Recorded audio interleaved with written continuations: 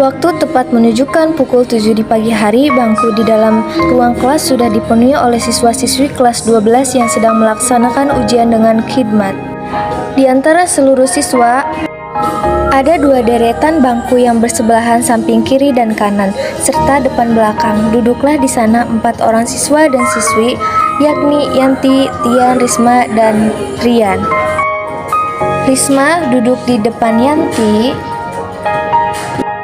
sedangkan di bangku seberang kanan Yanti duduklah si Rian di belakang Tian. Mereka terlihat tengah serius untuk mengerjakan soal yang dianggap paling sulit dan rumit, yakni matematika.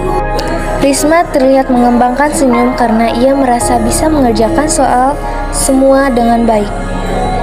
Mengerjakan soal nomor 1 sampai 3 dengan cepat, dengan cara berpikir kilat, tanda menguasai semuanya. Nah, ini tugas yang kemarin aku kerjakan. Sementara itu, suasana berbeda terlihat di seberang kanan Risma. Menggarukan kepalanya dengan ujung pensil hingga tidak terasa bahwa ujungnya patah. Aduh, gimana ini ya? Kok sulit amat?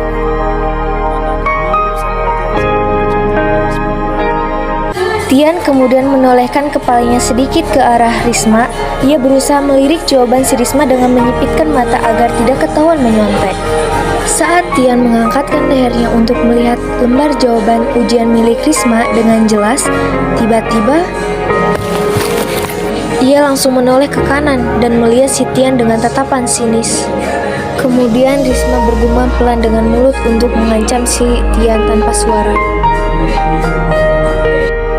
Dasar pelit kau. Berbisik pelan kemudian menoleh ke arah si Yanti yang duduk di belakang Risma. Yanti terlihat sangat serius mengerjakan soal. Meskipun di kelas ia belum pernah mendapatkan juara 1 hingga 3 besar, tetapi masih termasuk dalam juara 5 besar di kelas. Karena Yanti tergolong sebagai murid yang rajin, maka Tian berusaha menyontek lembar jawaban ujian juga. Sedang serius menghitung jawaban soal nomor 10, ia tidak menghiraukan apapun dan siapapun, termasuk Tian yang sedang menyonteknya. Wah, kesempatan nih. Mumpung Bu Guru lagi ke WC. Sip. Ia menegakkan badan dan kepala serta berusaha mencari posisi tepat untuk bisa melihat seluruh lembar jawaban Cianti. Yes, berhasil. Tian berhasil mendapatkan jawaban soal nomor 5, kemudian dilingkari lembar jawaban milik Tian. Waktu bergerak cepat. Jam ujian hampir habis. Tian masih baru mengisi hingga 6 soal dari 15 soal matematika yang modelnya belum pernah ditemui di berbagai sesi sebelumnya. Ia pun masih sibuk menengok ke kiri dan ke kanan tanpa berhenti. Ia memiliki target untuk bisa bertahan minimal di peringkat kedua. Ia sebenarnya pandai dan cerdas, tapi ia malas belajar. Sedangkan saat ujian berlangsung, ia langsung berhasil mencontek jawaban murid yang dianggap paling pintar.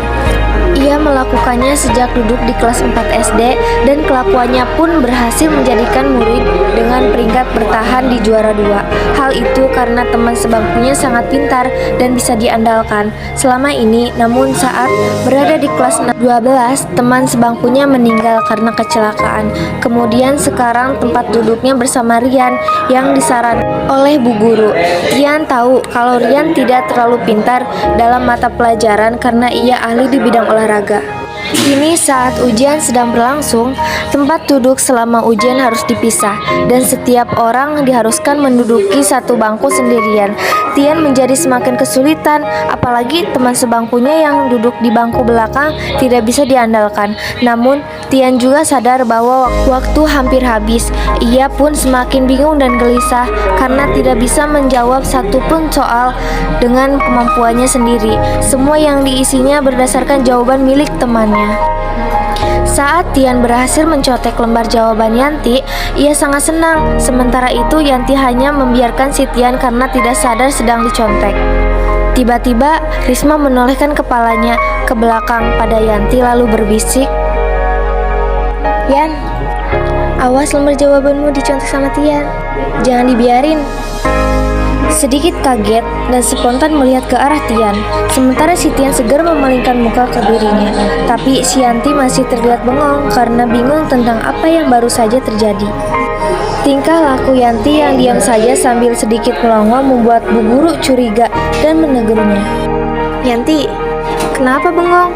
Jawabannya udah diisi semua." Sambil berjalan menuju ke tempat duduk si Yanti. Agak terkejut kemudian menjawab pertanyaan Bu Guru dengan sedikit gagap. Iya Bu, udah." Seluruh kelas pun makin terkejut karena Yanti satu-satunya murid yang telah menyelesaikan mengerjakan soal ujian yang dianggap paling susah. Demikian juga dengan Tian, ia justru makin kebingungan dan tidak menyangka bahwa Yanti selesai begitu cepat. Berdiri sambil membawa lembar jawaban ujian berserta soal ke depan di meja guru, kemudian ia sekaligus berpamitan untuk pulang kepada guru.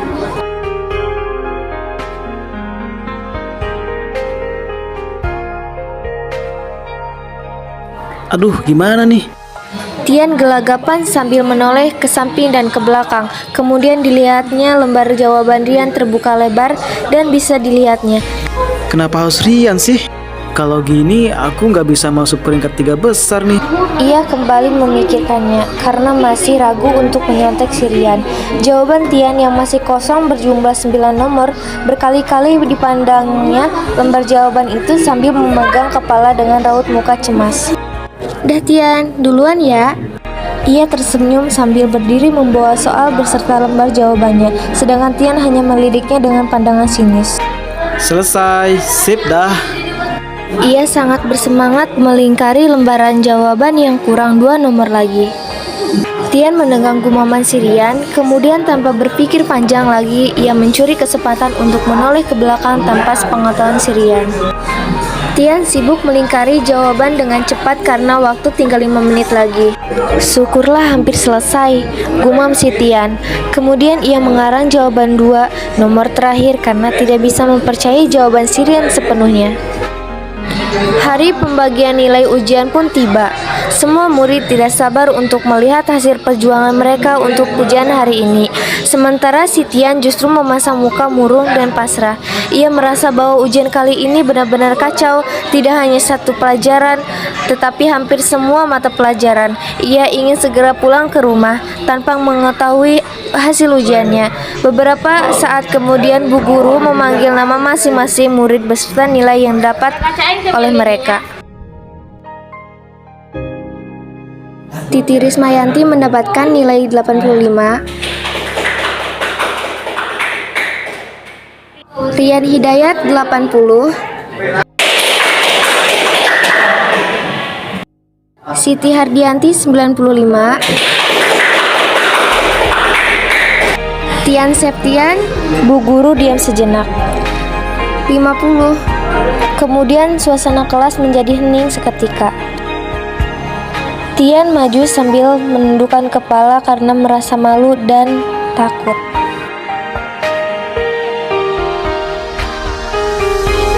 "Tian, kamu kenapa? Kok bisa nilaimu jadi anjlok begini?"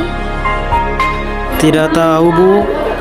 Dalam hati si Tian sangat menyesali perbuatannya dan berjanji untuk belajar dengan keras pada tahap selanjutnya.